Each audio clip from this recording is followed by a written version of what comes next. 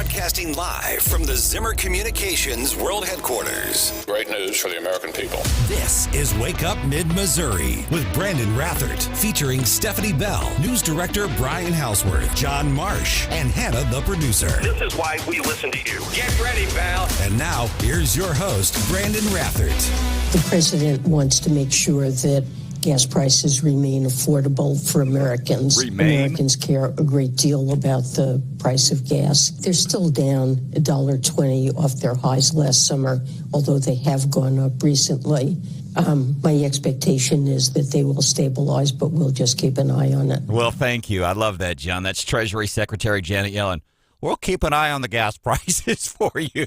Well, thank you. That says a lot, Hannah. Okay, thank you. Hey, it was down 2 cents on my way in this morning. That's something. And Janet Yellen has a chauffeured car with a driver, so it's all good. Internal combustion engine is Joe Biden. Yesterday, the administration trying to stop oil drilling across thousands of acres in New Mexico. And then they're going to say, well, we don't want electric cars. And then Joe's going to say, well, listen, we can't. There's no more places to drill. That's because you keep telling us we can't drill in these places. My goodness, gas prices in Missouri right now. Let's look at Cole County. Average price in Cole, $3.78 a gallon, $3.69 in Boone, $3.72 in Callaway. And I love what Janet Yellen says about we want them to remain affordable. The implication is that they're affordable right now, and they're not. They're down $1.20 from their peak high last year, which was ridiculous. Oh my gosh, man! It's like the kids are running the whole marriage, man. The kids are in charge here, and those kids are progressive Democrats in D.C. And that doesn't seriously. And we don't like to do doom and gloom here, but man, you wake up to hearing that, and listen, the president of the United States, he's keeping an eye on the gas prices for you. I don't know how that leaves you feeling. I'm talking about the feeling now. It's about not what you think, and because we know that Joe is not a good president. I don't think he's going to live till the end of his term. I really don't. And I don't say that to be mean. I just really don't. And we're watching this unfold in the way it's affecting us. When you have the Treasury Secretary say, well, we want gases to remain affordable. Man, don't you worry. We're keeping an eye on it for you. That's something I'd expect Jessica to say on ABC 17 in the weather. Hey, there's a chance of rain starting tonight. We're keeping an eye on it for you, right? That's different than gas prices. Heck, the TV weather people are more accurate than the administration on their predictions, huh? Don't worry, we're keeping an eye on it for you. Welcome into the show. There's John Marsh, producer Hannah. Brian Houseworth is here. My name is Branden Rathert. So then the other thing is we talk about these electric vehicles. And listen, Janet Yellen, she doesn't care that gas prices are getting high, nor does Joe, because then the argument that helps them to craft their disingenuous argument that, well, gas prices now are really high. We better switch to electric. What that's forcing these automakers to do, they're having to pour billions of dollars into building new facilities, changing everything over. By the way, they will have less employees. One of the reasons that UAW is on strike, and now we're starting to see the dominoes starting to fall. There's a smeltering plant, U.S. Steel, just outside of the St. Louis area. They're striking in Wentzville. They're already saying, all right, we've got layoffs because we make parts for the folks that are making the parts for cars. They're already laying folks off. And to that point, you're absolutely right. And I'm glad one of the things you do with this, you always try to explain how it affects people, like here in the audience. And I do remember when that GM plant was coming up for it was a retool, and the governor called a bill basically to give them incentives. We know for a fact, because they talked about on the floor, that there are, I believe it was 200, I don't have the exact number off my head, about 200 plants around the state that supply them. Yeah. And, Branden, there are workers that drive to that plant in Wentzville from as far away as Booneville in Marshall that work over there. So we're talking about, that's a heck of a drive. I would say that's well over 100 miles. Yeah, and I do know we have 2 listeners from time to time. I think one is in Fulton and one in Booneville. We have 2 listeners total. We'll add that to the other 2 we got over the weekend at the Tiger Tailgate and at the Welcome Home picnic last night in Columbia. Now we have 4 listeners. We've doubled. Amen. That's Janet Yellen speak, right? We want gas prices to remain affordable. Hey, look at what Wake Up Mid-Missouri has done. We've doubled our audience in a short time. We had 2 listeners last week, and now we have 4. That's how the Biden administration covers stuff. That's how I'm doing it today. But you're right. So the other thing is there's people that drive, they pick those parts up. And so now they're starting to work at the plant, too. That's right. So now there's drivers going, well, we may not even have stuff to deliver. And the other thing, you might be thinking, well, I'm not buying a car. I don't care about this strike. Parts for your car is the other thing. What about the people that work literally right down the street from the radio station at the Gates plant? Yeah. Yeah. There's that. And then what about the restaurants around these areas? Because the United Auto Workers, they want a 36% pay raise over a span of a couple years. Well, don't we all? I mean, right. But you're right. Yeah, would love to have raises. Sure. Absolutely. But when they use the word demand, here are the demands we want. We demand this. Nikki Budzinski, she's a Democrat U.S. representative from Illinois, where this plant, U.S. Steel, is located right across the river from St. Louis. She says these temporary layoffs, she says this is an outrage that this U.S. Steel company is doing this. She says they're attributing the layoffs to the UAW strike. It's an attempt to pit working people against one another. So she's saying they're trying to make a political statement. So what they're saying is we don't have enough work to go around, and we're not going to pay people to come in and sit here and putz around on the YouTube and on the Facebook all day on their phones. We're not wasting money that way.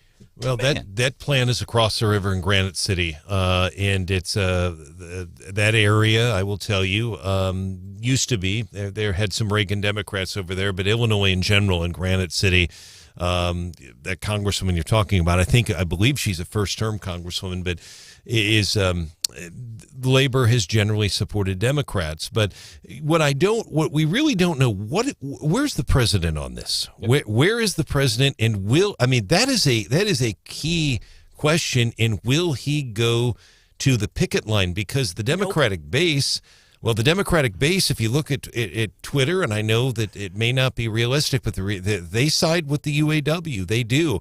But I have not seen him at this point, and maybe I'm wrong, that he's been out at the We're going to highlight some audio here. Sean Fine, president, United Auto Workers president. You know who is going to the picket line next week? Trump.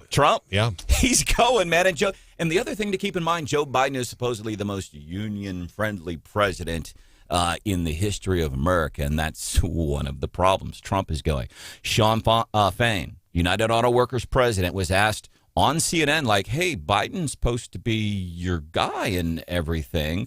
Are you guys going to endorse him? Our endorsements are going to be earned. We've been very clear about that, no matter what politician it is. How does he earn it? We expect action.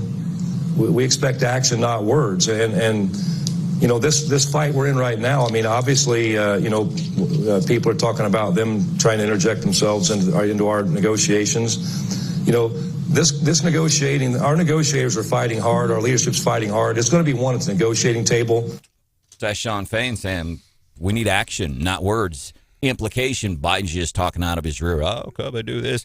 Meanwhile, the guy that's going is Trump. He's doing that because he's skipping the debate next week, so he's going to go there. By the way, what a brilliant move, I think, on the part of Trump. And it's not about unions. It's about saying, hey, man, I support you. I feel bad that this is happening. But when you demand, have you ever gone and demanded a raise of your boss? I've asked. I've never demanded. I've never said, you pay me this or else. I've never done that. I don't even have the emotional or mental capacity to do something like that, man. Or they walk off the job. It is different, and it's just a very, very interesting point there about the raises. But the other thing I think that we should point out, too, about when that right-to-work bill came up in the Missouri General Assembly, not just the General Assembly, but actually it was a referendum on the ballot. If you look at the counties, the deepest red counties in this state, Republican counties through and through, they voted against right to work. So I'm not saying that our listeners are going to support these striking workers. I don't know. I haven't seen any polls. It would be interesting to see what they say. But I do know this, that the national media has this conception that all union workers vote Democratic. I can tell you from growing up, that's not the case. You grew up in a union household. I grew up in a union household in North St. Louis County. Ronald Reagan had strong support there, and so did a number of Republicans. They were also, by the way, pro-union. But I know that's changed probably a little bit, but it just the bottom line is their assumption is that they just vote in lockstep. They're going to all vote Democratic, and we will see. I mean, based on that soundbite from the union president, I think he's basically saying he wants the president to interject himself in these negotiations. So here's how else it's going to affect you. So if you're buying a new car, supplying a new car inventory, officials say, we got about a month, maybe 5 to 6 weeks. Same thing for parts. So you might already have a car, but then if you need parts, you need to get the kids or the grandkids to daycare, you're SOL. The other thing that's going to happen, apparently, is folks say, people could go to non-union competitors like Honda, Tesla, and Toyota. The other thing to keep in mind, since Joe Biden has been president, new car prices have shot up about 20% since 2021, since January of 2021. Check this out. Rejection rates already. Because the other thing to keep in mind, since Biden has been president, interest rates. That's right. It's an incredible challenge to buy. Hannah's in the market for a used car. We know this because every time we talk about it, we get texts from car dealers saying, hey, producer Hannah should call me. Producer Hannah should call me. We've been hooking her up, too. And she's absolutely correct, Hannah, it's not just, it's all over the state about used cars. In fact, Speaker Pro Tem Wieman, the former Speaker Pro Tem, tried to get the governor to call a special session on that very issue to address it. That's a problem. Rejection rates for auto loans. Oh, don't tell me that. Oh, sorry, Hannah. Has gone up. 14% increase. 14% of folks that went and applied. Actually, that number feels low, that only 14%. Are we just giving credit out to everybody? Apparently, we're giving it out to very few people. Rejection rates for auto loans has increased to 14.2%. That is the highest. This has happened under Biden's regime. It's the highest rejection rate since the Federal Reserve Bank of New York started tracking these numbers back in 2013 when Hannah was about 12 years old. The rate was 9.1 6 months ago. In 6 months, it has gone up more than 5%. People getting rejected because of interest rates. And now these car prices could go up. And they do have one demand, actually. United Auto Workers do. That I'm like, that's not too bad. Again, it's one of the demand. Sure, I think we could all get on board with this. But it's the twist. We want a 4-day work week, but we still want to be paid for a 5-day work week. My goodness. Well, not only do they want a 4-day work week, they don't even want to work 40 hours, right? Yeah, they don't want to work 40 hours. Because normally when you think of a 4-day work week, you think of 4 10-hour days, and it's not even that. It's not even that. That's what they are demanding. The stuffy Senate, a little bit less formal now. That story coming up just a few minutes from now here on Wake Up Mid-Missouri. Good morning, 6:20.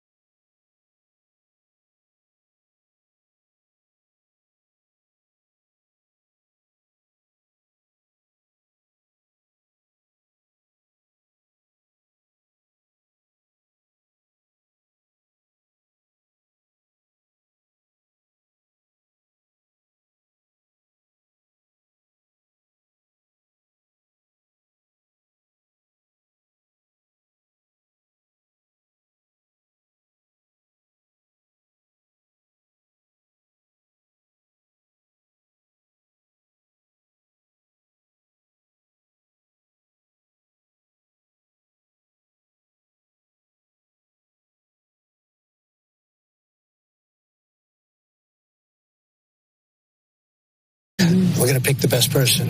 But I do like the concept, yes. I love that answer from Donald Trump, that interview with Kristen Welker the other day on NBC saying, are you going to pick a female for vice president? I like the concept, but ultimately I am going to pick the best person. I don't have to pick somebody who's black or Indian or female or whatever. I'm just going to pick the best person. What a concept. Right? That's getting us into today's Daily DC Rundown. Joe not going to Michigan that we know of right now, but former President Donald Trump is going to travel to Michigan next week to meet with striking auto workers instead of participating in the second Republican presidential debate. Trump, who also skipped the first debate last month, has signaled that he is already focused on the 2024 election against Joe as he maintains a wide lead in the GOP field. In recent days, he's been leaning hard into the strike, painting himself as sympathetic to the workers and accusing Biden accurately of trying to destroy the car industry by expanding electric cars and other green energy policies. Trump is absolutely right. That's what Biden is trying to do. Ford specifically said, these striking workers think we have all of this money. They think we're flush with cash. We're not. We're having to take all the money we make because Joe is mandating that we do this. We're having to take all the money we make, and we're having to revamp and build new factories for electric vehicles. Mr. Trump, absolutely right. September 27th trip will also include a primetime speech. That's the date others in the GOP field will gather at the Ronald Reagan Presidential Library in Simi, California. By the way, text hopping this morning. Steve, 874-9390, as we talk about the UAW strike. Will the auto industry be given another tax-funded bailout after the unions and federal regulations strangle those companies into bankruptcy? Last president, remember the Democrat president, was it Obama? He gave, we're going to take money from Hannah and John, and we're just going to give it to the car industry because they're having problems. Kind of like when you bet a week's worth of my salary and put it in your wallet. That's another way that I'm like Joe Biden. I take money for my purposes and for my BS things. I take money from other people like Hannah, and I put that on the line. Very much like Joe Biden. James reminds us via text 874-9390. The strike affects mid-Missouri factories, also like Adient in Eldon. What does Adient in Eldon do, John? I think they make car seats or parts for car seats. Parts. They are non-union, but James, according to James, they will shut down temporarily due to lack of demand. Tom says, my wife's best friend works for the union in Kansas City. She is an avid Trump supporter. To Brian Houseworth's point about, we stereotype because it works a lot of the times. In this case, is what Houseworth was reminding us. There's a lot of staunch conservatives that are union members. This is delicious. Hunter Biden. He's going on the offensive against Republican critics. He's arguing in a new lawsuit that although I am the son of the president of the United States who made money off of his name and my business dealings with countries that want to hurt us, Hunter Biden is saying I should not be treated differently than any other American. Oh, my goodness. That is the fastest 180 I've ever seen. That's beautiful, man. Man. That tastes good. Lawsuit against the IRS, latest in a series of counterpunches by the president's son.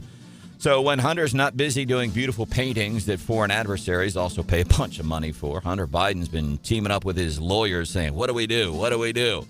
The president has little to say about his son's legal woes, which now include a felony indictment, beyond that Hunter did nothing wrong and he loves his son. My dad, the big guy, my dad who's celebrating his, 74th, 75th birthday today. Something like that. Something like that. He's older than I am, thank goodness. He says, my dad say, I love you too, but you messed up. You pay for your mistakes. That's the way things work. Christopher Arps, he got kicked off of Facebook. What did he do? What? Yeah, he got kicked off Facebook. I can't wait to chat with him, find out why. Plus, we'll get his reaction to some of the things happening in the state of Missouri. That's coming up 5 minutes from now on Wake Up Mid-Missouri. Has America been fair to Donald Trump? The people always know what's going on. I don't think the president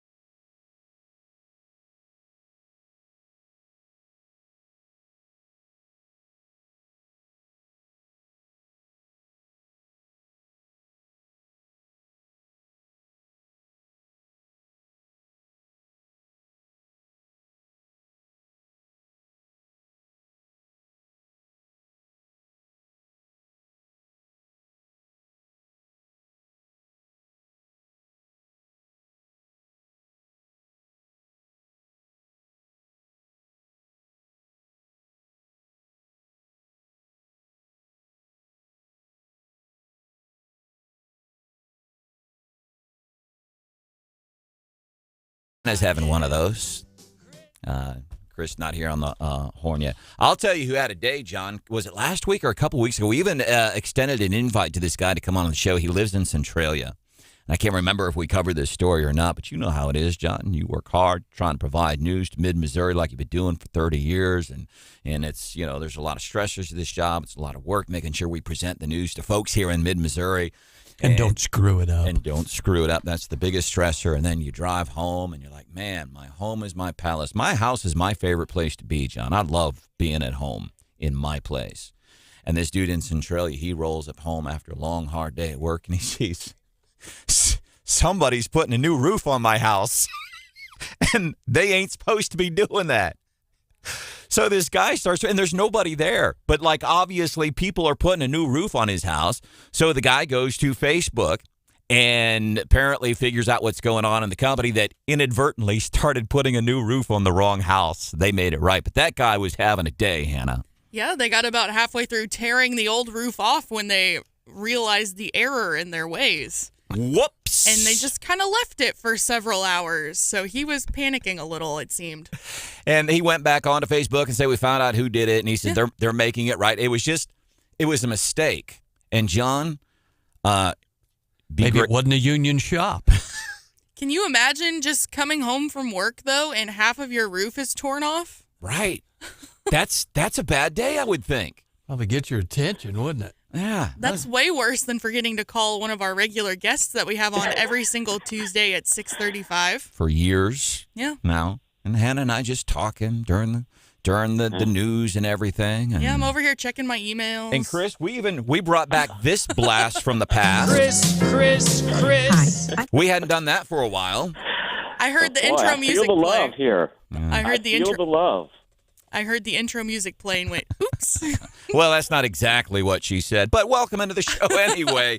Wake up, Mid-Missouri. I'm Branden Rathert. John Marsh is here, as is Brian Housworth. There's producer Hannah. Steph's got to be back in a few days. Your good bud, Christopher Arps. ChrisArps.com is here on vacation, even.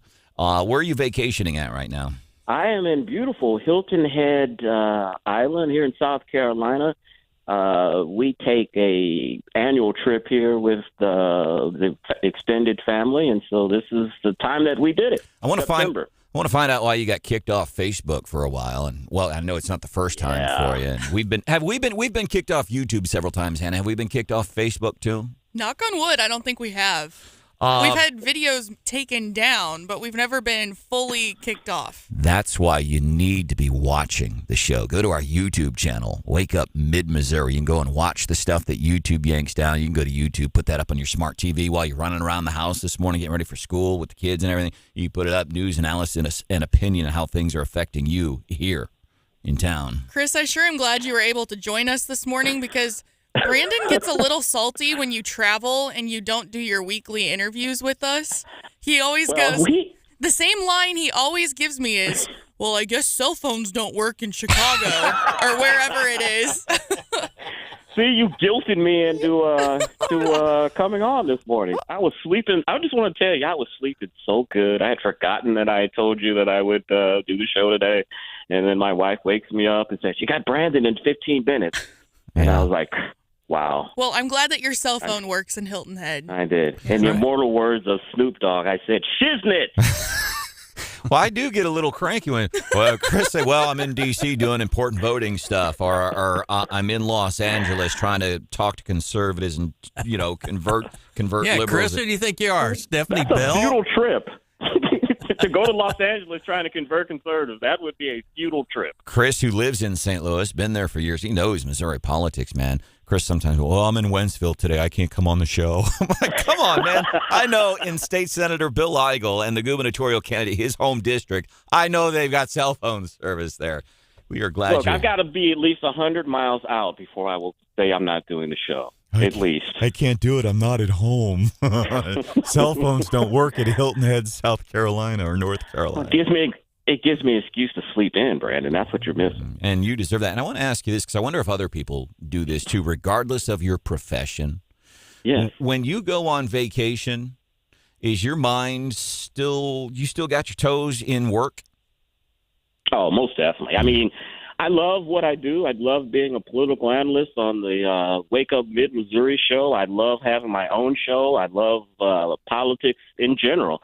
So even though it's my profession, it's what I do. It's my hobby and my passion as well. So I'm always kind of checking out the news. And, Branden, with this job as a radio talk show host, you are always constantly doing show prep. And that's what I do. You like to keep your toes in it when you're on vacation, just not when you don't want to do our hits. I can't come on to your show. I'm in Chicago today. Cell phone service here doesn't work. What about you, John?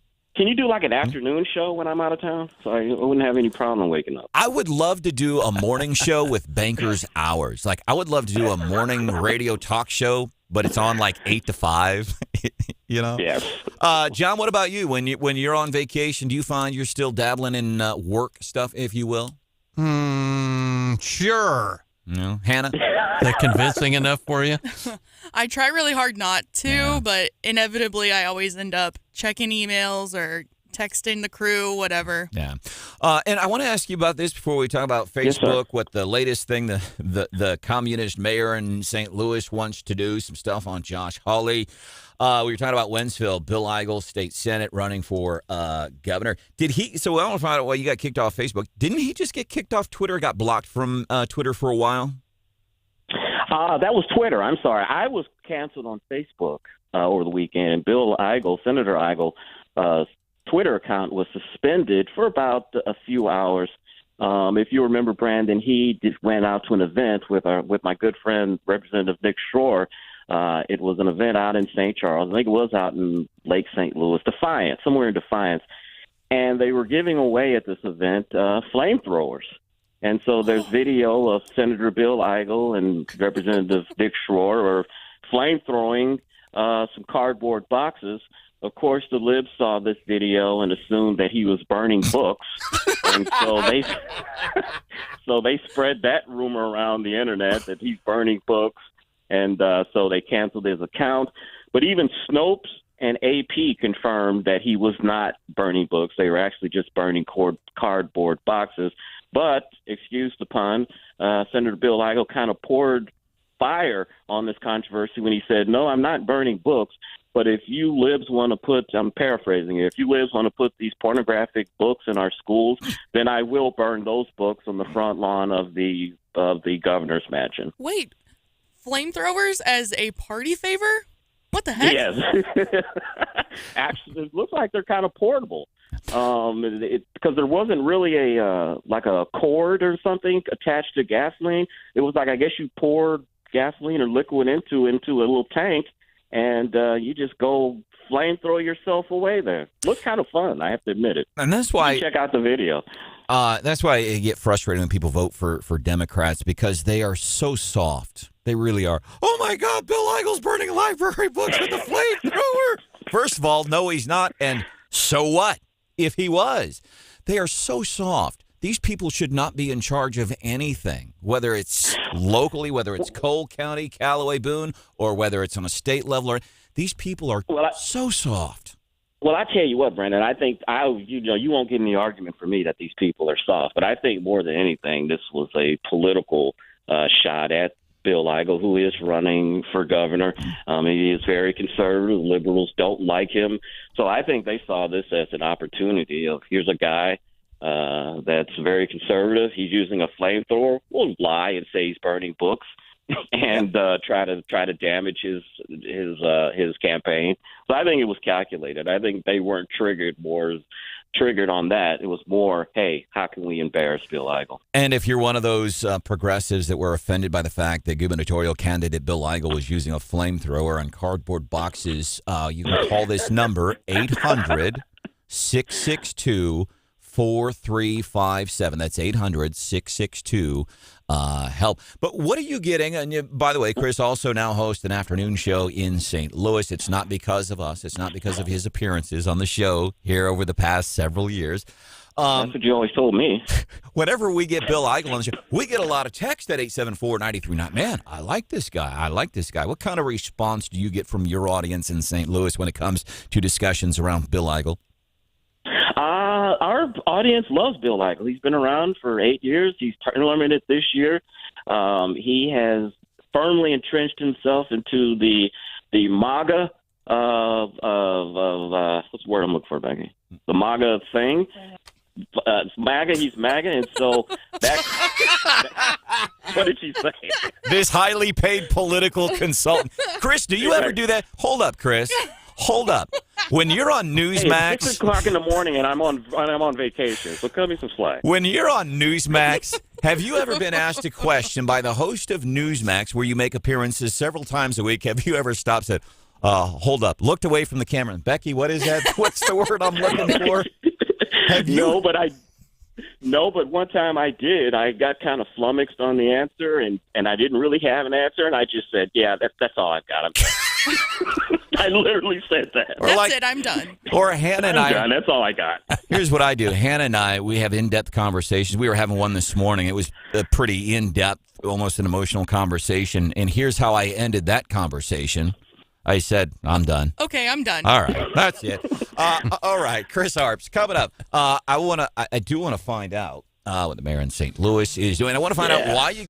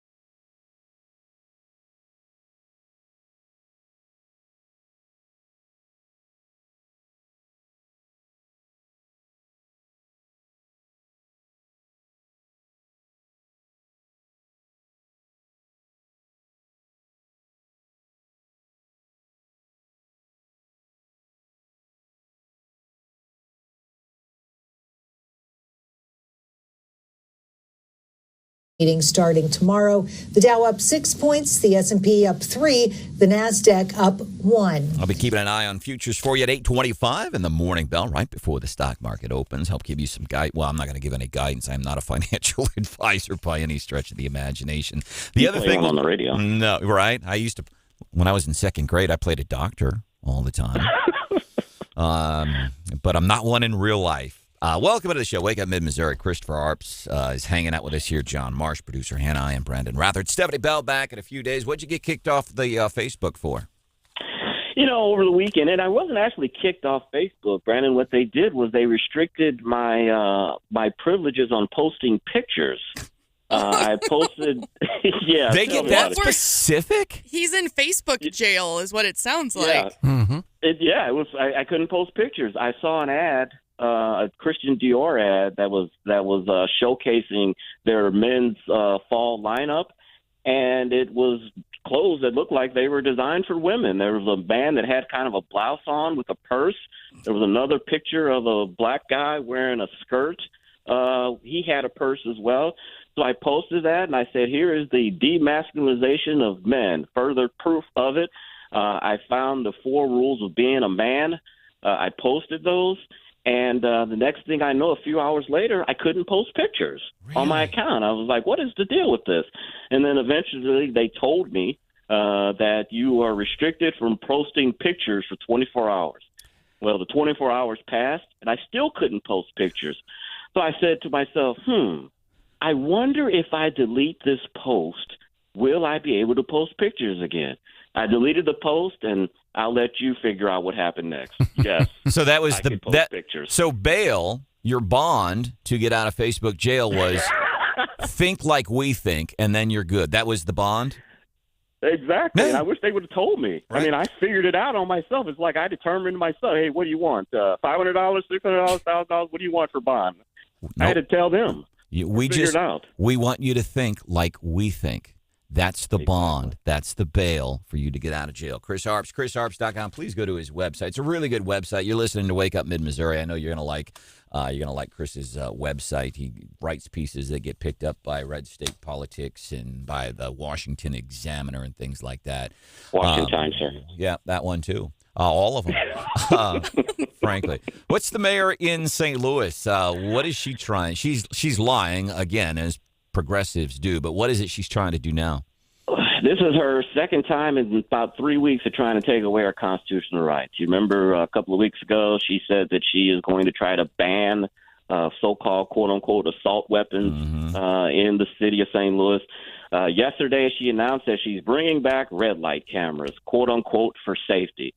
Now, these cameras were found unconstitutional, I think, by the Missouri Supreme Court a few years ago. They took them down. They don't use them anymore, and now she's going to reinstall them for safety. So this is just another example of the liberals do what they want to do. They ignore the Constitution, and we know more than anything that these red light cameras, Brandon, was just a money grab more than anything. Yeah, and that's interesting. You talk about. I got two red light cameras and tickets from the same one in about an hour because I didn't make a complete stop at the red light and just because there was no traffic coming. And as soon as I did, I was like, oh, man, I'm going to get another ticket. I didn't make a complete stop. So I got like $200 worth of tickets in about half hour. Personal vendetta for Arps this morning on Wake Up Mid-Missouri. Lincoln Hough, State Senator here, 710. We've been talking about the reaction to Bill Eigel and what folks think of him. We might get Senator Lincoln Hough's thoughts on what he hears. That's not going to be a fair question to Lincoln, is it? He's not a fan, I assume. We'll see what he says at 7:10, John. We'll see if he answers the question. Here's the thing, Chris, before we let you go. Talk about the Constitution, the progressive mayor in St. Louis, what she's doing. She wants to ban certain types of guns. We saw what happened with the progressive governor of New Mexico. Listen, whether you agree on the issue of guns, it does not matter. It is in the Constitution. That is what our country is based on, the Constitution of the United States of America. I don't care about your personal opinions on guns, but when you do like Tishaura Jones is doing, when you do like the governor of New Mexico is doing, they think they can just I'm just going to do away with this part of the Constitution. When you do like Joe Biden did, Missouri versus Biden, we're just going to we're going to control what people are saying on these social media outlets, regardless of your opinion on those things. It is the Constitution of the United States. That's why Hannah is here this morning. That's why you listening to Wake Up Mid-Missouri at 6:58. That's why you're here this morning, because of the Constitution of the United States. And these progressives, do away with it. Chris, when can we see you on Newsmax? Preach, brother, preach. Amen. Probably next week. I'm taking off. I did your show. I'm doing no more media. How about that? That's what we got on Newsmax, Hannah. Chris will do our show on vacation, but won't go on Newsmax. We love you, man. Love you guys. All right. See you coming up, State Senator Lincoln Hough. Maybe a preview of the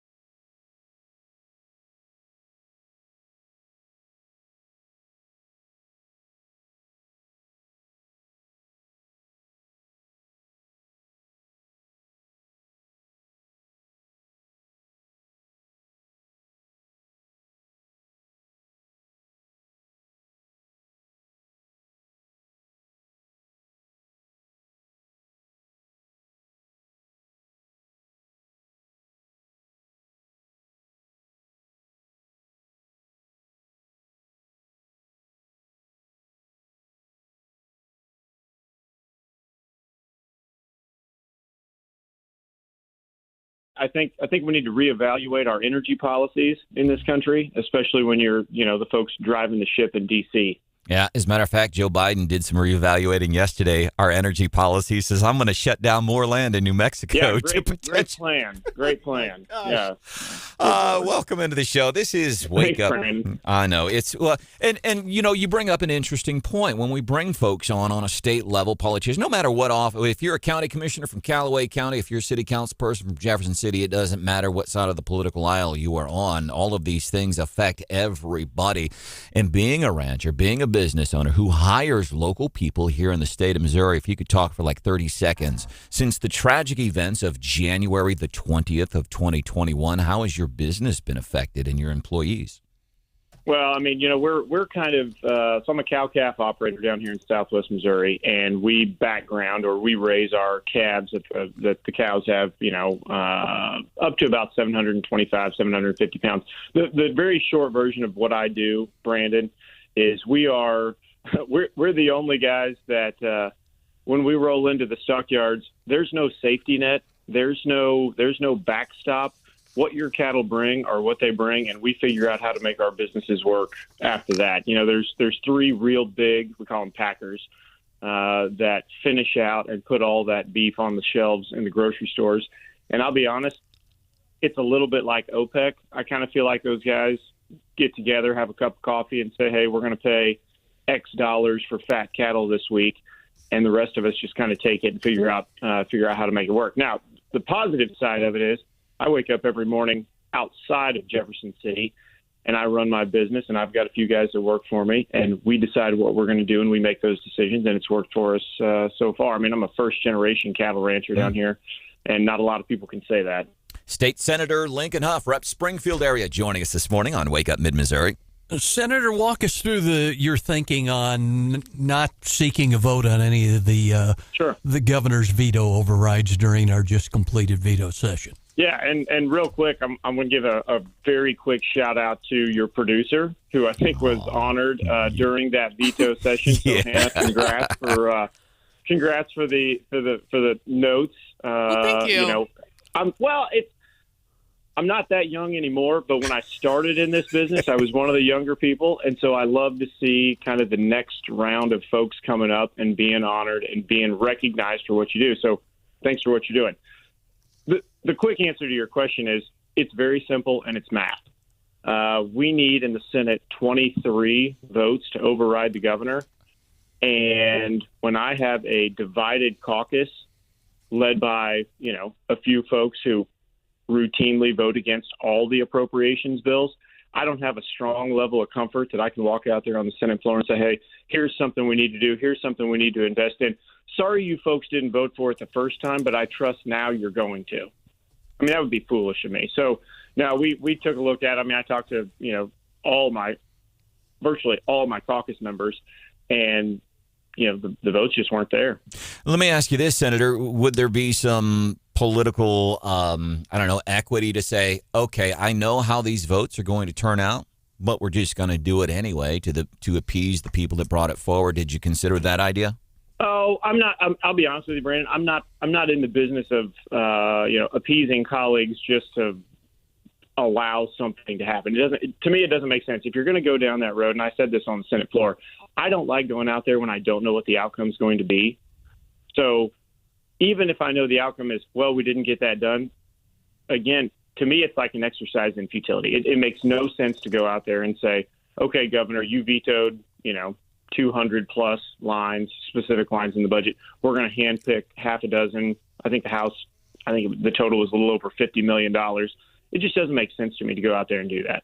Senator, we appreciate you joining us live. It was good to see you a few weeks ago at the I-70 bill signing ceremony. Yeah. We had a live interview last week with GOP gubernatorial candidate Bill Eigel, and he talked about the budget. He says this state budget in Missouri has grown from $20 billion in 2010 to $53 billion in 23. And he said it's time, in his words here, to send a, quote, bold conservative reformer who will be a champion for the people of this great state and bring a reckoning to the Jefferson City swamp, end of quote. And he did criticize you by name during that interview about your spending. Your reaction to his comments? Well, I think Senator Eigel, who, claims to be an outsider, although he's been in Jefferson City for the better part of a decade, I guess, almost 7 years now. Interesting tactic to say things aren't working, even though I've been a part of them for years, and blame other people. I think, honestly, I think that's what folks who don't have a record to run on do. I mean, I'm not running for a statewide office right now, and so I'm not out there, beating up the administration that, in my opinion, has done a fantastic job working through COVID and investing in communities. But, Senator Eigel, I mean, he likes to throw rocks at people and get a reaction. And like I said, I'm not really in the business of doing that. I think, if you've got a record, you can run on it. You're talking, I mean, Senator Andrew Koenig and I, about a year ago, passed $1 billion income tax cut in this state. So Senator Eigel can criticize me, but the proof is in the legislation that we've passed. I mean, the proof is in a almost $3 billion investment into I-70. The proof is in a $300 million new psychiatric hospital that's going to be built in Kansas City. He votes against all of those things. It's interesting to me to think someone should, or the voters should, propel a candidate like that who has no record of accomplishing anything in this state. Wow. All right. State Senator Lincoln Hough. Now, you said you're not running for statewide office right now. So when are you going to run for statewide office? I mean, and what office are you? Yeah, exactly. I knew as soon as I said that, I'd be like, oh, okay, here we go. When's the announcement coming? I wanted to say. I love my job. I love being the Senate Appropriations Chairman. Like I said, other people can criticize the size and the scope of the budget, but I'll be honest, we've been able to make investments all over this state. We've been able to make investments in education, whether it's, whether they're, education savings accounts or whether they're public schools.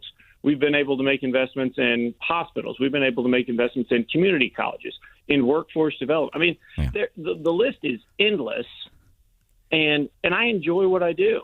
Honestly, like both sides of it, Brandon. I like the political side, but as soon as I get off the phone with you, I'm going to drive out to the ranch and probably saddle a horse and go, I don't know, chase some cows around or something. You should have seen Brandon's face. He's been waiting to ask you that question. Well, he's been rubbing his hands together, just waiting. You set me up real nice, Senator. I know it. And I feel like that was almost a gotcha question, which we don't do. So let me try this question. What statewide office and when? Branden Rathert. All right, sorry. I mean, thank you, Hannah, for having my back. I'm about to turn his microphone off. State Senator Lincoln Hough is joining us this morning on Wake Up Mid-Missouri. Basically, I call it the entrance to Mid-Missouri, whether you're getting off there at Fulton off of I-70 or Columbia. It's the entrance to Mid-Missouri. You were incredibly passionate about I-70. And I think, as I understand, you turned down some money on 44 in your neck of the woods. Why I-70 so important to a sitting state senator from Southwest Missouri? Yeah, so, as I talk to business owners down here, and I think Brandon, Southwest Missouri is a hotbed for transportation. I mean, Missouri, all in, hotbed for transportation in these companies, but Southwest Missouri specifically. And so, the question is good in that, wouldn't it make sense that the appropriations chairman, who's from Springfield, would invest in the infrastructure down here? The short answer is we have, and there are already plans to add to our infrastructure down here between Springfield and Joplin.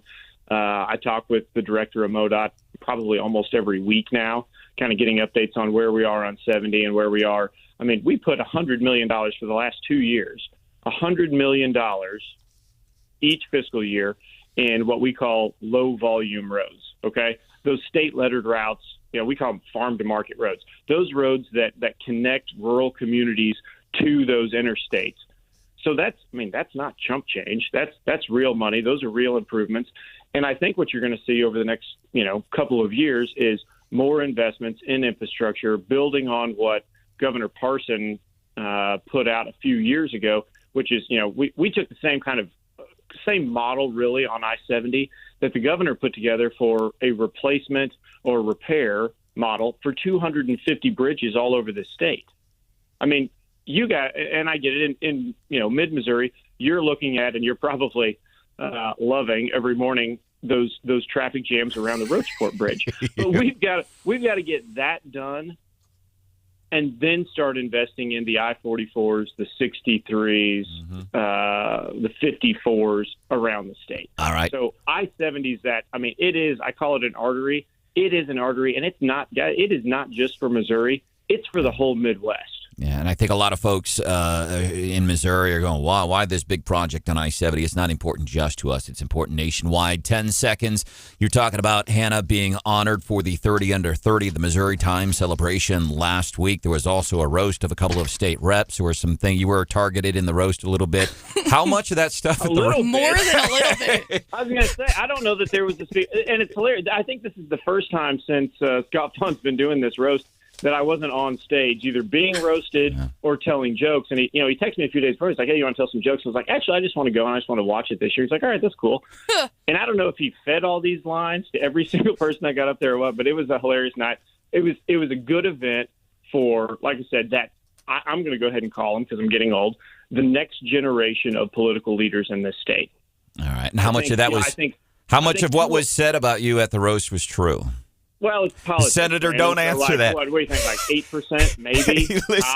Listen, I have respect for anybody that has a sense of humor and realness about themselves. Yeah. I appreciate that. Appreciate you doing that. Senator Lincoln Hough, Springfield, thank you for your time on Wake Up Mid-Missouri. Anytime, guys. Have a great day, and welcome to another morning in Missouri. Amen. Coming up, we're going to be doing What's Hot with Hannah.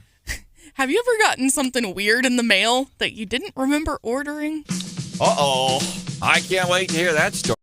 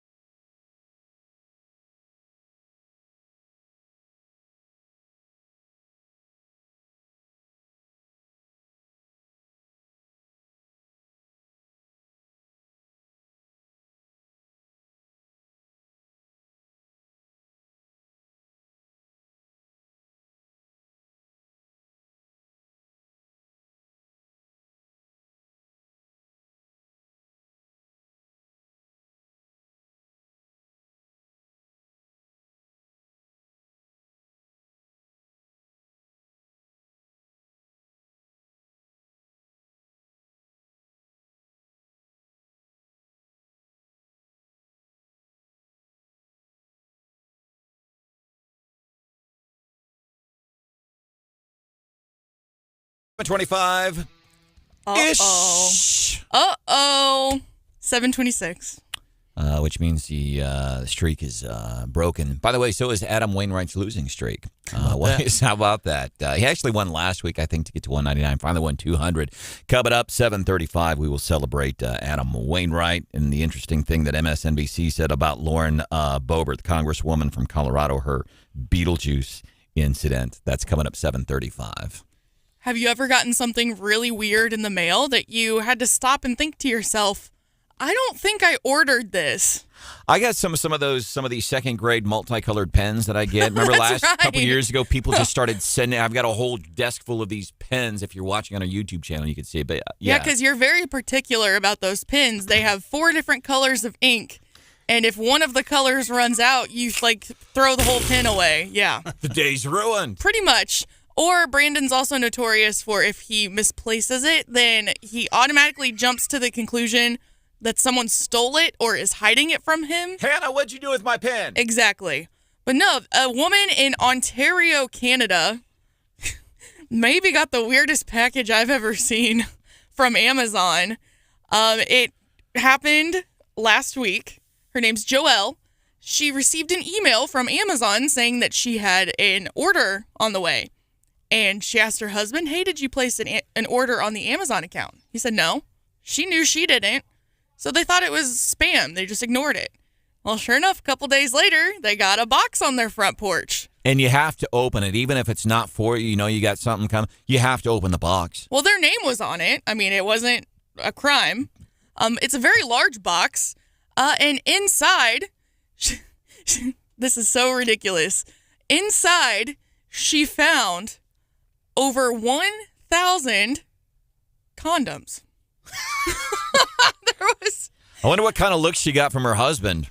Well, the ironic part is the husband was actually in the hospital, which is just a little added extra layer of hilarity here. But there was over 30 boxes of condoms that had 34 each in each box.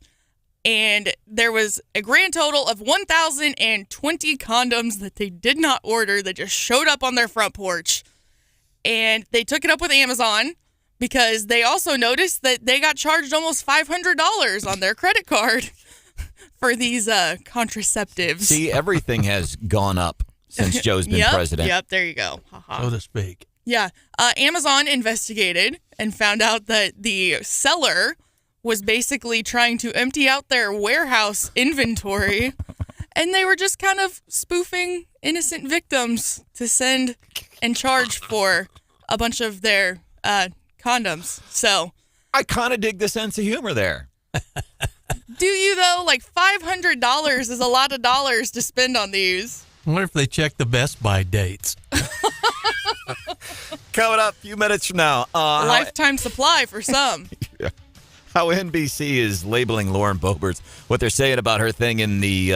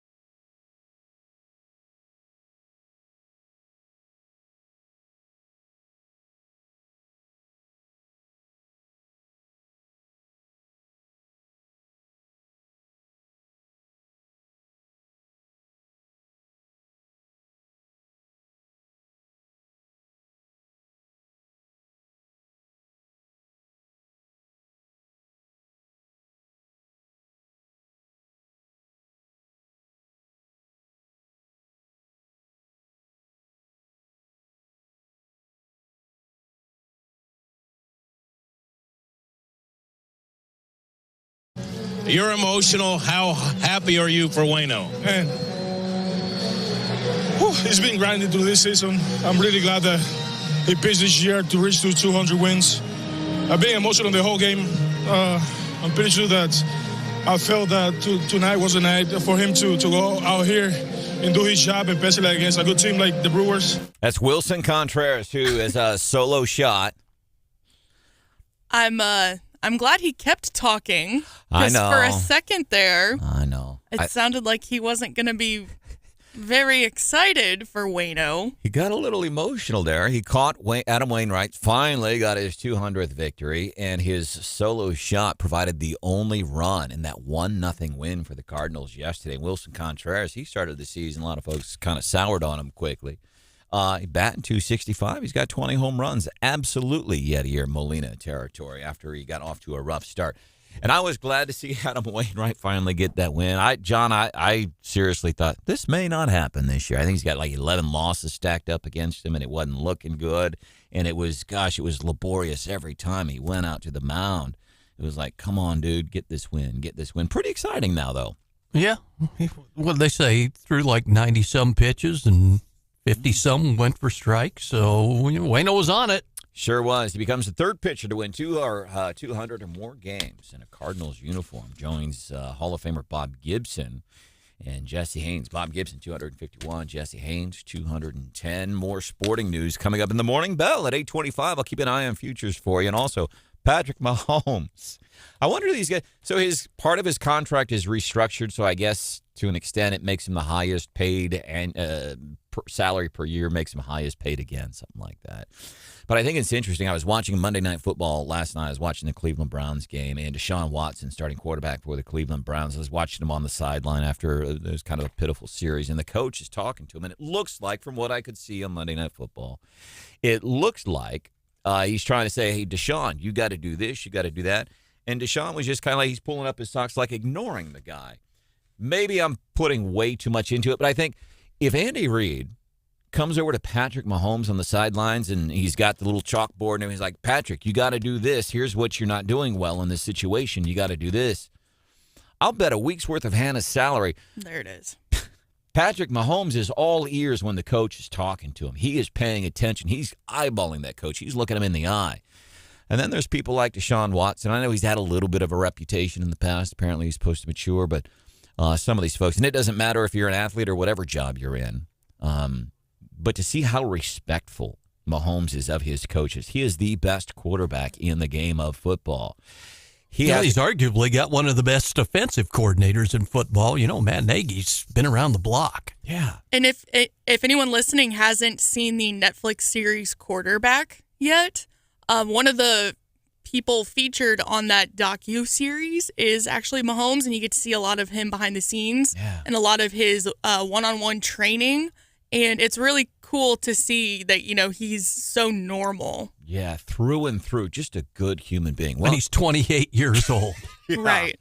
Welcome into the show. This is Wake Up Mid-Missouri. There's producer Hannah. Good morning. There's John Marsh. Yes, sir. Speaking of NFL players, did you see what happened last night to Nick Chubb from the Bengals? Ouch. And here's what got me. So I'm watching the game, and I don't watch a whole lot of Monday Night Football unless it's the Chiefs. They've got one coming up. I think they're on Monday Night Football twice this year. They've got a Sunday night primetime, Thursday night primetime game. But when Joe and Troy, and I saw the tackle of Nick Chubb, running back Cleveland Browns, gets twisted up a little bit. I am told that the replay of Nick Chubb getting injured is not to be seen. Yeah, we're not going to show it. Dang it! Well, so they played it in the stadium, and I think you can hear the reaction as he's telling that they're not going to show it on air. First thing I did this morning, YouTube. Same thing that I did. Yep. Did you see it, John? Oh, it was. You could hear it from here. Joe Theismann-esque, maybe. Yeah, kind of, sort of. There you go. Like his leg. I didn't know your knee was supposed to go that way. It's not. That's the problem. I mean, I'm not a doctor or anything, but I don't think it's supposed to do that. Yeah, like you watch it. If you want to get sick to your stomach, 7:41 in the morning, go seek out that video. And they have announced this morning that he is out for the season, which is not a big surprise after watching the video. But no, it's been a hot topic, I guess, over the years. Brittany Mahomes is one of the big cheerleaders, I guess, no pun intended, for the NFL not showing those slow-mo replays of the players getting injured. And this is one of those times where I'm like, yeah, I kind of agree with that decision because it was gnarly. Well, they were saying, too, the commentators last night on Monday Night Football were saying that was the same knee banged up when he played for Georgia's Bulldogs back in the day. Same one. Well, I'm guessing this one hurt a little bit more. Well, I don't know. I know they were saying at length he had to have it reconstructed the last time around. And here's the thing. So I don't like when I get on to FoxNews.com and they show videos of these, people that are assaulted by roving thugs and all this stuff. That stuff makes me uncomfortable. I do not like to see vulnerable people getting attacked in places like New York City and San Francisco and Seattle. That makes me very uncomfortable to see these people just getting attacked by these thugs. But an injury, as queasy as I am about stuff like that, Joe and Troy said, man, we're not going to show that. I got mad. I'm like, come on, man. I wanted to see it. What is it about human nature that makes us that way? Well, the same reason I think sometimes we slow down at car accidents for safety reasons, but other times we go by car. Watch NASCAR. Yeah. We roll up on an accident on Highway 50 and hey, you just roll down your window and ask if you can see the body or something. Just get moving, man. But we're curious that way. Yeah, the fiance, of course, being a firefighter, has been on many car accident scenes. And they pretty much have to yell at people, get going, go on through, quit staring at this person who's obviously injured. It's kind of like, and I'm not trying to be funny here, and I doubt that I'm going to succeed anyway, but it's like watching Joe Biden. It's like watching a slow motion car accident. I'm not seriously. And I say that almost out of pity for the old man because we're watching it. And the saddest part is nobody has gone into his ear and whispered into his ear and said, hey, Joe, seriously, hand over the car keys because you're driving the United States of America into just this incredible moral decay. I do like the new Monday Night Football theme. By the way, it's a remake of Phil Collins' In the Air Tonight, Chris Stapleton, and Snoop Dogg. The only person missing in this was Martha Stewart.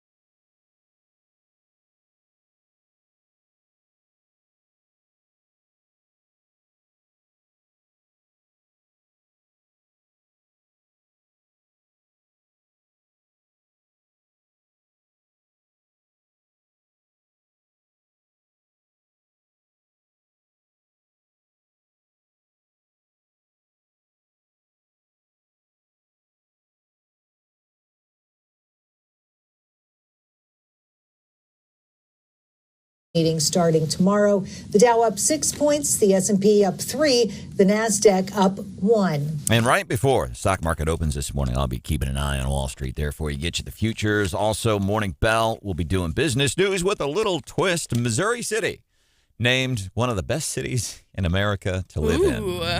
How about that? We're going to do that for you coming up at 8:25. And that would be all, except for this. Well, if the Easter Bunny took emergency calls, maybe the Lee County Sheriff's Office in Florida could have called him. They needed some help. Police are on the hunt for 180,000 eggs stolen from a semi in Fort Myers, Florida.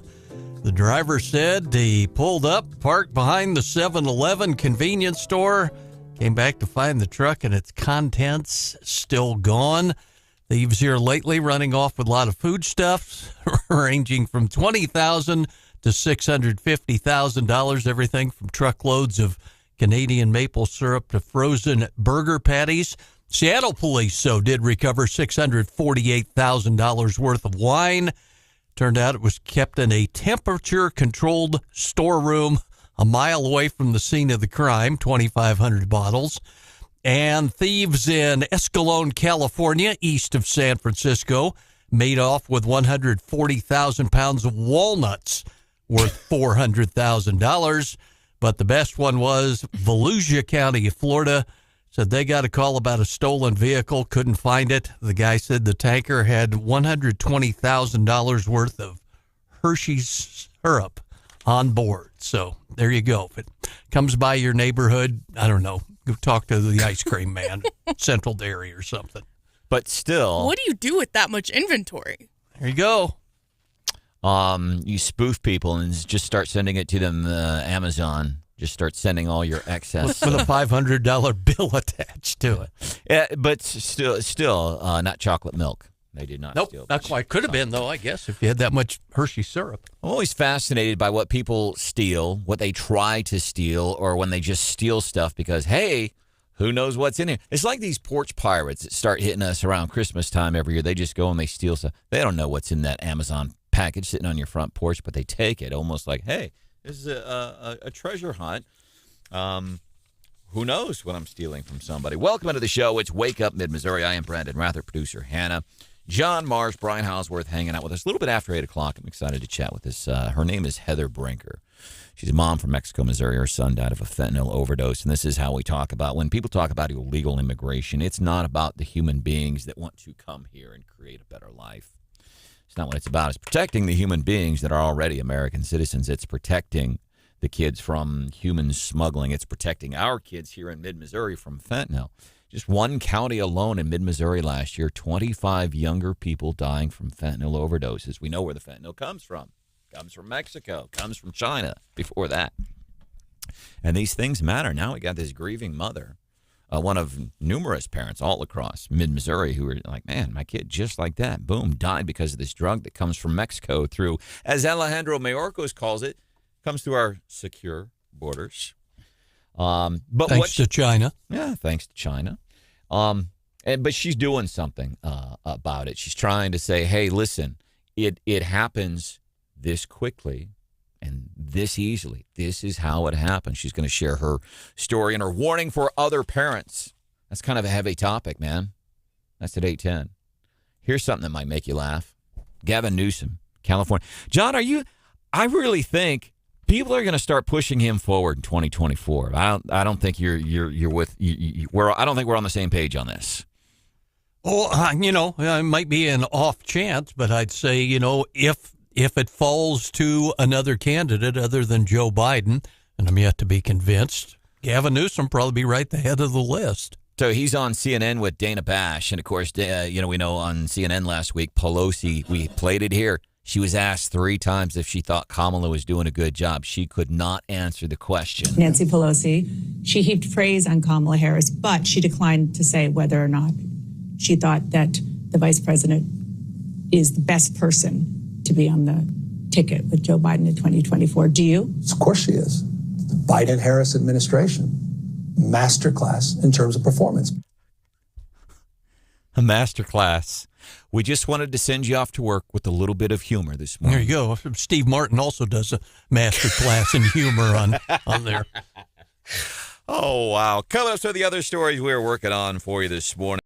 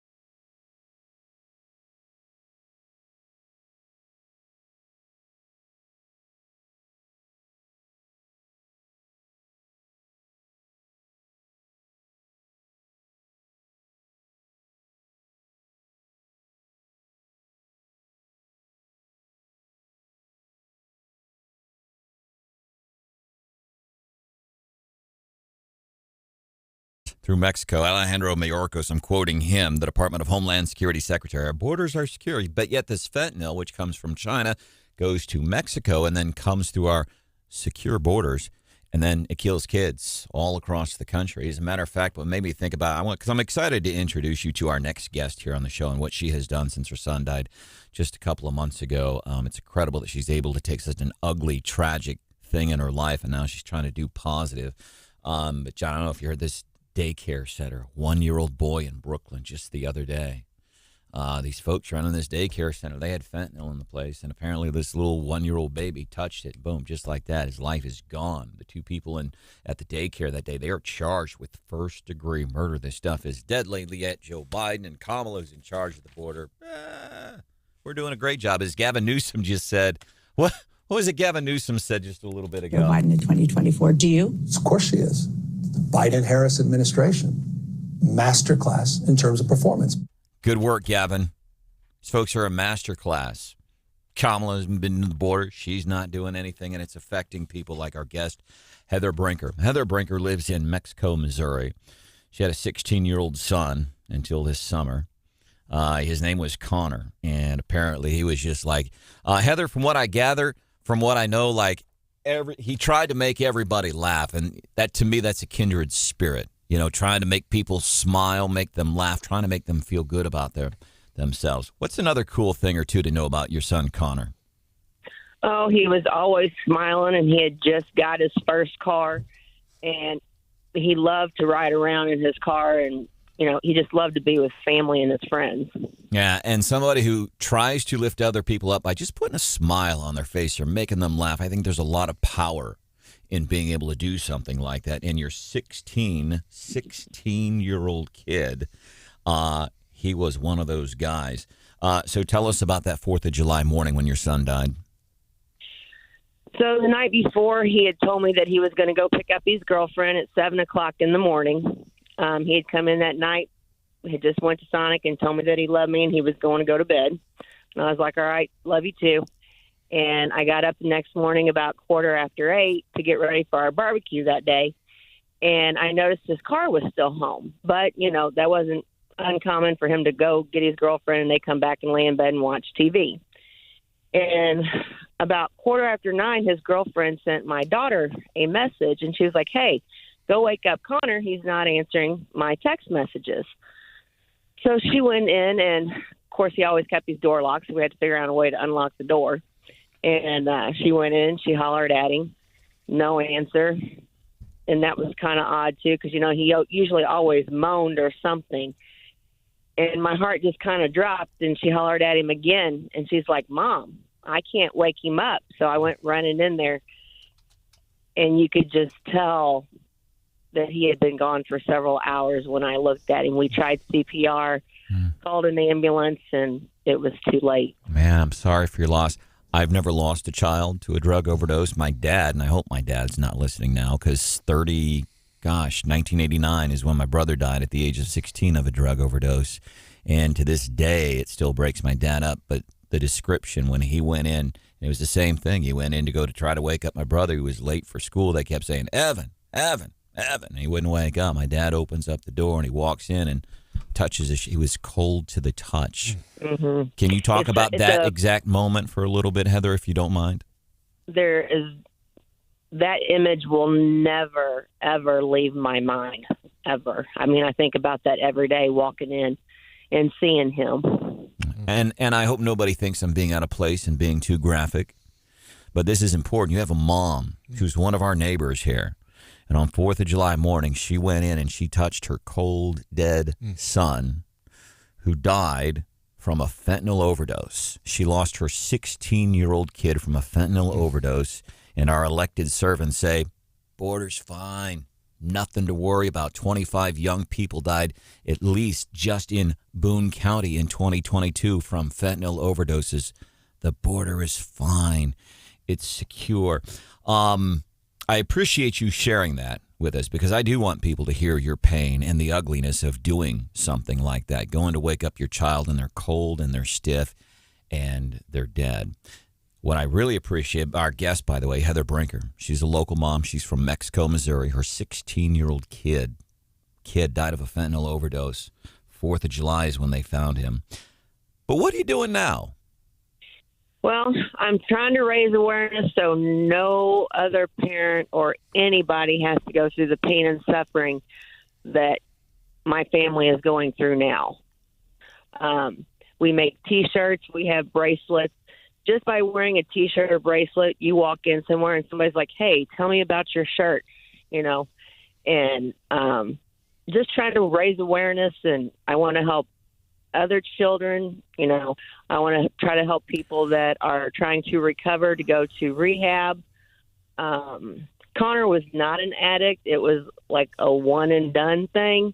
Something he tried once. He thought he was getting Percocet, and it was 100% fentanyl. And that's the other problem.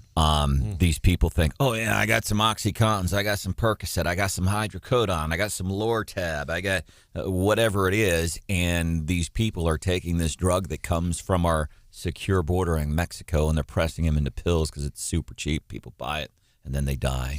Yeah. Heather, we appreciate you joining us. And again, our condolences to just heartbreaking. And I've seen the picture of you wearing your shirt that says I love and a big picture of a heart, Connor. Have the authorities been able to determine where that, I mean, obviously it was laced. It sounds like it was laced with fentanyl, determined where that came from, either someone in the Audrain County area, out of the state, out of the country, have they said? We're pretty sure it comes from somebody local. I mean, we kind of know who it is. We have been in contact with the detectives of Audrain County. It is now in the drug task force hands. It is being investigated, and from what I hear, that the more they investigate, the bigger that it gets, the more people that are involved. What would you, so now you have, unfortunately, and I appreciate that you're trying to turn this into a positive and help other parents. I'm trying. So you had no idea, like you said, this was basically a one-off for this kid. It's not like he was out on the streets buying pills every day and got one bad one. He thought, oh, yeah, Percocet once in a while. That's cool. Boom. It was 100% fentanyl, according to authorities. What's the conversation that parents should be having with their kids? Because I know the shock that you had, that more like, what? Fentanyl killed my kid just like that? Mm-hmm. What would you tell parents? What are the conversations that we should be having? Because I think this goes beyond the, John, you remember when you and I were kids, DARE and, drug education programs, and have these open and honest discussions. It feels a little different now, Heather. What would your guidance to parents be? Well, 45% of parents think, oh, this can't happen to me. Well, I was one of that 45%. So you've got to realize, okay, so maybe your kid won't, but you need to talk to them regardless. Your kids need to be informed of what is out there, what can happen, and, whether it helped them or if it helped one of their friends, it just needs to be talked about. They need to tell them that don't take anything from strangers. Don't take anything from your friends. You can't trust anyone. Because, your friends might have got it from somebody they didn't know. I even read just last week that they are putting them in, over-the-counter painkillers. They mix it with everything, marijuana, heroin, methamphetamine, Percocet, Xanax, Adderall. They are mixing it with everything. It is not safe to take anything. Yeah, it's sad at how quickly it can happen, and the consequences are absolute. Death is absolute. I appreciate what it is that you're doing and try to encourage other parents. Hey, man, talk to your kids about the seriousness of this. You go buy one pill and that's it, man. You're done. Facebook group or anything, if folks say, I want to see what Heather's doing on that Facebook page. Maybe some tips on how I can talk to my kid about these kinds of things. Where can we find you? You can go to Connor's Avengers Fight Against Fentanyl. Right now, we have over 1,200 followers, which we just started this group about a month and a half ago. So I'm really amazed by all the support that we have been shown. It's sad how many people have joined because everybody in this group, it has affected them some way or another, whether it be immediate family or, they're just supporting one of their friends.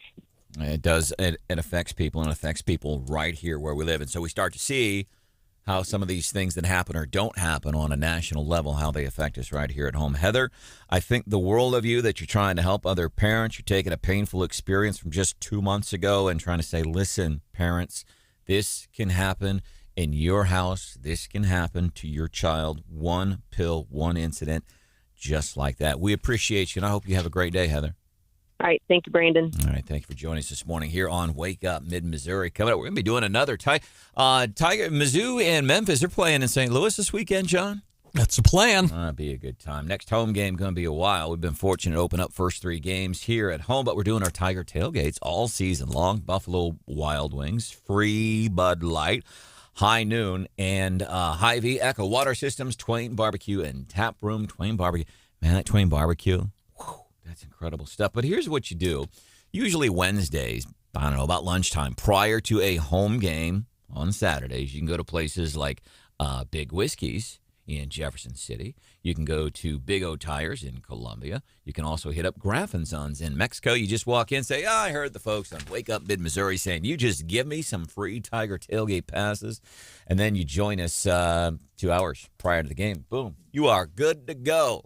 So come join us. Coming up, Morning Bell, business news, little twist here on the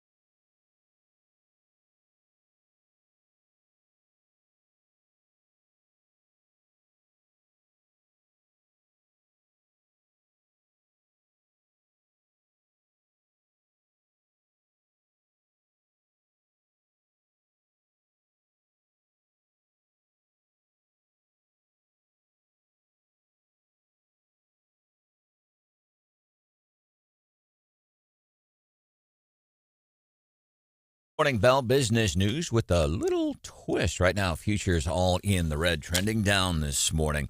This city in Missouri claims to be one of the best cities to live in America. Well, not the city itself, but one of these publications. And I always wonder, Hannah, it sounds like I'm going to start off negative, but I'm trying to be positive about this. Because, you can listen, there's a million websites out there, and they'll say, hey, we've determined based on these factors that this is one of the best cities to live in. This is the best restaurant to be in. And then they go to those cities and say, look, in our little publication, we named you the best city. You ought to post this on your website, and then we'll get more clicks, and then our advertisers will pay us more money. So basically, it's kind of like it's a slap in the back kind of thing. We're going to take care of you if you will take care of us. Gotcha. So you're saying that we can't believe everything that we read on the internet? That's what I'm saying. What? It's most simplest form. Thank you for pointing out the obvious, Hannah. So the city in Missouri, according to livability.com, St. Louis, Missouri. Yeah. Did Cori Bush write this? First district congresswoman from the St. Louis area. Here's, I had not thought about it this way. But, yeah, as a kid who I was an Air Force brat, lived in Arizona and Illinois and California, but mostly grew up in St. Louis. I had not thought about it this way, John. Outside of Washington, D.C., St. Louis claims to boast more free major attractions than anywhere in the United States. First thing I think of is the St. Louis Zoo, which I think is second in attendance only to the San Diego Zoo. We have an incredible zoo in that St. Louis Zoo. We really do. It is a good zoo. It has always been a good zoo. Yeah. Now, if you want to eat or get something to drink in there, you're screwed. But, hey, the price of admission, yeah. St. Louis Art Museum, that's free. St. Louis, I didn't know if Science Center is free or not. Missouri History Museum. So there's a lot of different things that you can do, family stuff. That you can do. And I know I always talk about the politics in Columbia, but one of the things that I do enjoy about living in a college town is the opportunities for free entertainment that the university does. And I'm not talking, I'm not talking about entertainment like, the football, basketball games, what have you, but, like the comedy club, they do things once in a while. And I think it's in the student union. They've actually got kind of a nice, it's almost like a nightclub in there. I don't know, it's a student center, whatever you call it. But it's really, really cool. So the opportunity for free stuff at Mizzou, that's pretty cool. In the realm of careers, St. Louis is establishing itself as a leader in health sciences and services, though the area has a strong tradition of leadership in transportation and logistics. But now, if you're from Missouri, does your head again? I feel like I'm being a cranky old dude, Hannah. I mean, it's not a whole lot worse than normal, but... But I wonder if you talk to somebody from Missouri, like, hey... Somebody that actually lives here maybe goes and visits STL once in a while. Do you go, yeah, but, crime and this and that. Is that what's rolling through your head right now, John? I don't know. I think about go to the Arch for free. Yeah. The Arch and the... Ride the sketchy elevator up to the top of it. There you go. A little pod. Go smell the super stinky flower at the botanical garden when it's in bloom.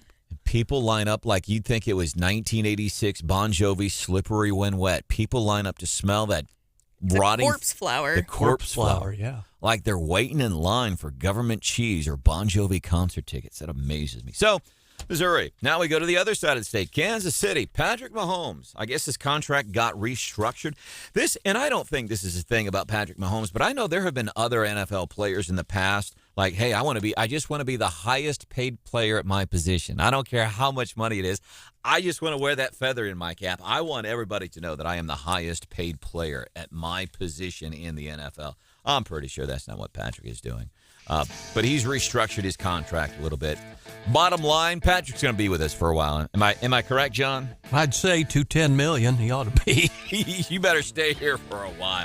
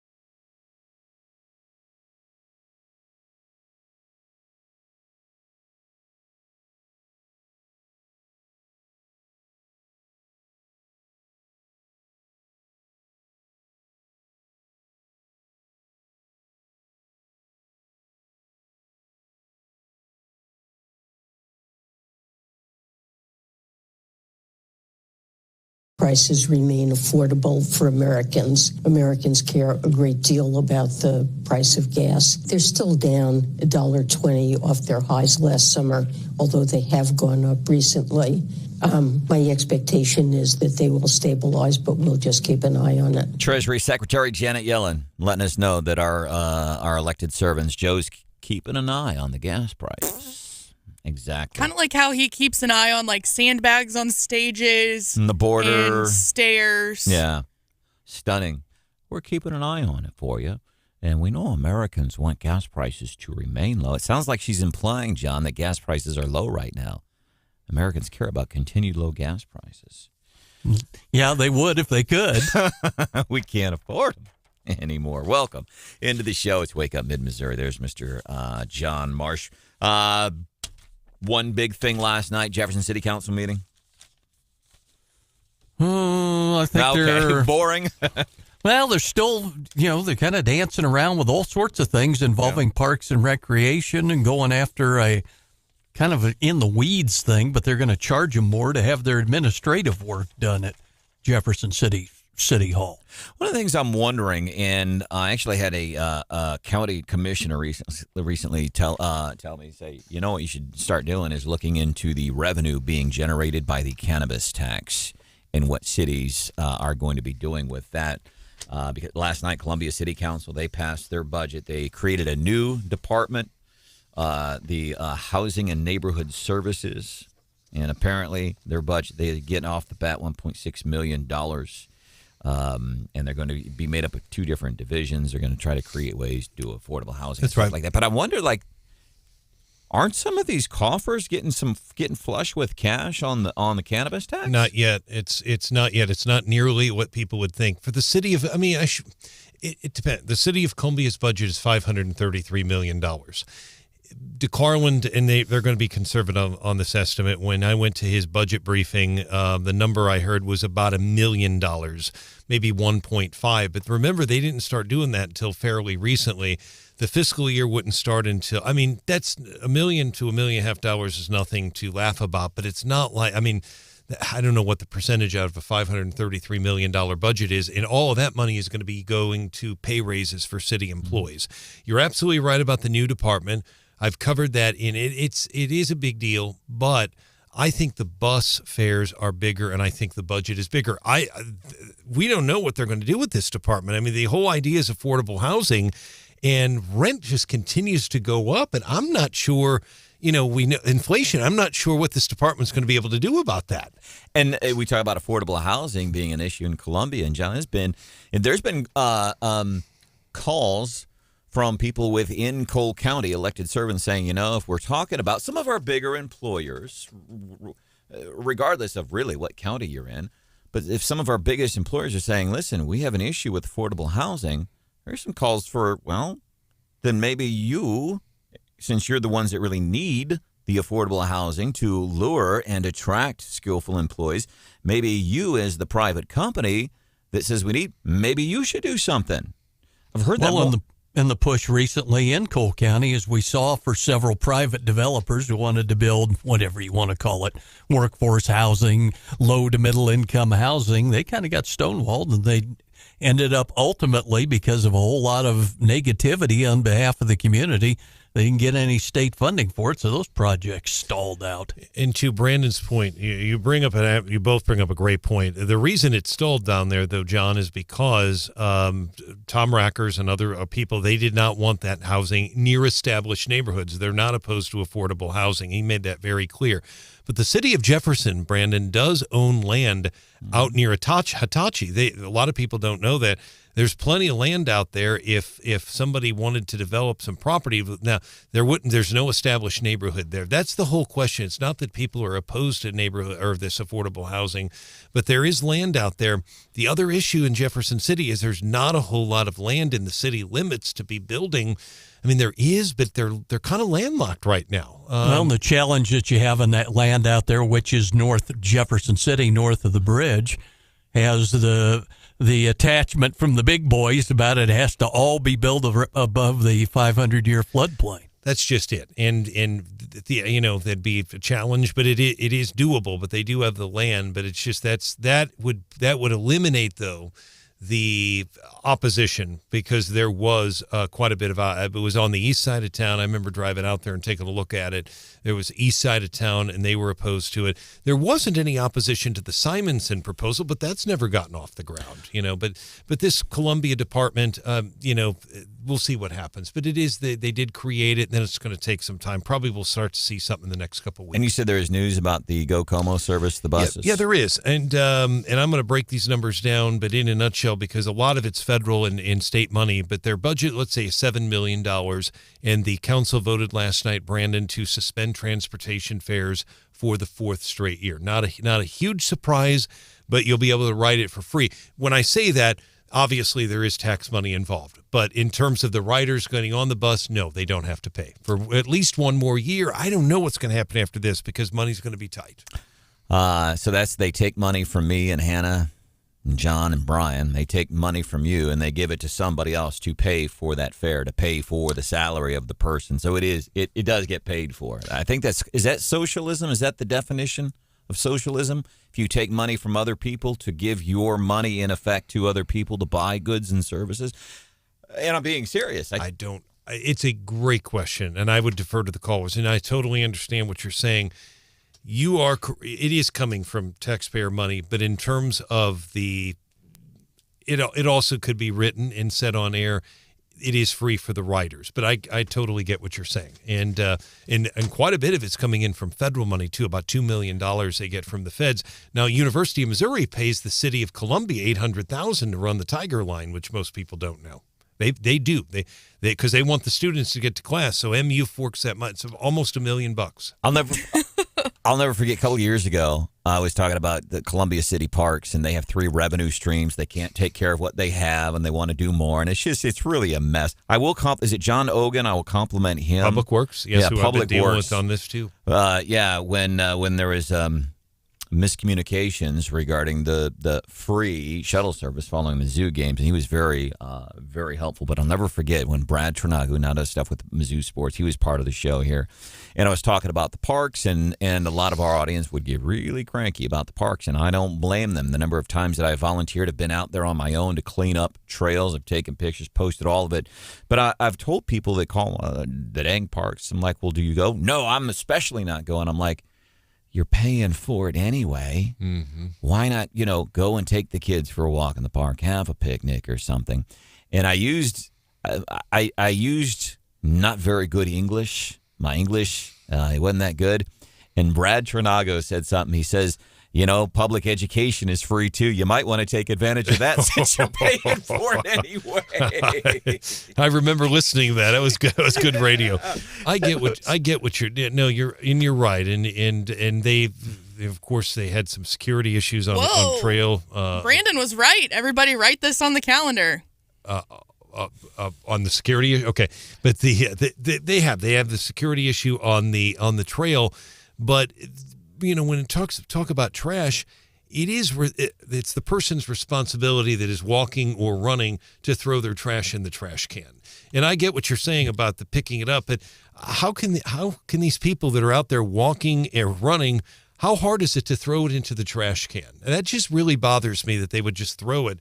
And I see them throw it on the side of the road, too. That bothers me. And I get cranky about the dog poop they don't clean up. Letters. All right, let's open up the mailbag. I get letters. Speaking of stuff. So many letters. We haven't talked about in a while. A whole bunch of letters. We don't get any letters, by the way. I'd even read mail from a cow. Wake Up Mid-Missouri mailbag. One especially interesting text from Jack this morning. And I almost want to say, Jack, why are you doing this, brother? But he sent a text talking about roll carts. He says, off topic, but when did you last talk about rolly carts? Jack, come on, man. Look at the capacity of the largest one, 95 gallons, $22 a month from the city of Columbia. I don't know. We gave up on roll carts a long time ago. There's a friend of Wake Up Mid-Missouri that lives in the St. Louis area and comes into town a couple times a month. And every time he comes into town, he's like, Are we still talking about roll carts? Like, he thought we were trolling him, I think, and it's legit. Are we still, did it take us years and years to decide, hey, we're just not going to nonchalantly throw our trash onto the front yard? We're talking about this 10 years ago. Yeah, oh yeah, it's been going on forever. And again, I talk about, and as a whole, I like Columbia. Sure, I don't like the politics or whatever, and I guess if I were that cranky, and I do not live in city limits, and if I really wanted to get away from it, I could move into another county, I suppose. But the idea that leadership over the years in Columbia could not take one of man's first inventions, the wheel, and put it on a trash can, it escaped an entire generations of leadership in the city of Columbia. It escaped them. I still can't believe that they hired someone to come teach residents about how to use the roll carts. Let's not forget that one. Thank you, Hannah. Coming up, we're going to do some leftovers. A couple of television stations in Missouri are fighting to the point they're filing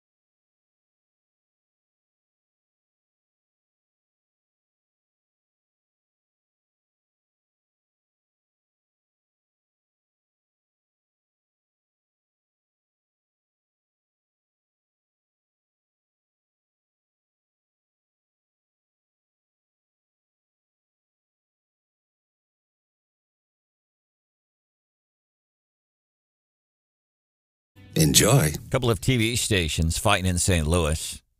And I think we I don't know, we see this maybe a lot, but it has to do with the weather branding. And we see this wherever you go. And we see it in mid-Missouri. You have first alert weather. You got this weather. And everybody, they hang their branding on the weather. Boy, they do, don't they? The franchises with the AccuWeathers and the Storm Tracks and all that. Yeah. Yeah, they do. To the point now, the parent company of the CBS affiliate in St. Louis filing suit against the NBC affiliate. So you got KMOV Channel 4, CBS affiliate in St. Louis, going after KSDK Channel 5. Arguing that it had violated a trademark by debuting a new weather brand. I want to see, now for somebody like John or producer Hannah who's in media, they might have different thoughts on this, but I want to ask you, listening at 8:53 here to Wake Up Mid-Missouri, to see what you think about this. So the one phrase, weather first alert, that's the new one that the NBC affiliate, Channel 5 just started a new phrase, weather first alert. I think that's an NBC branded one, if I'm not mistaken. Could be. That's the NBC affiliate in St. Louis. 2 months after, the CBS affiliate began using first alert weather. See, now you turn the volume up to 11 because 11 is more than 10. Is that silly? And I'm asking, it's a rhetorical question. I'm not asking anybody here on the show. Weather first alert weather. You move words around. And how folks are getting sued. Kind of interesting. And by the way, while we're sticking on the TV theme, so now there's two. Recently, Drew Barrymore and Bill Maher. Bill Maher has his late night show. I think it airs on Friday nights, Real Time with Bill Maher. It's a really good show, and he goes both ways. He attacks conservatives and the progressives. It's entertaining.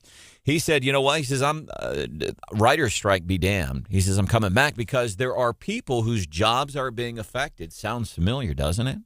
There's people whose jobs are being affected besides the writers. There's people, they can't work now because we have no writers to do the show. And I thought Bill Maher had come up with a pretty decent, whatever it was in his head that made him feel okay about it. But he said, here's what I'm going to do. He says, I'm going to do the show because I got to put people back to work.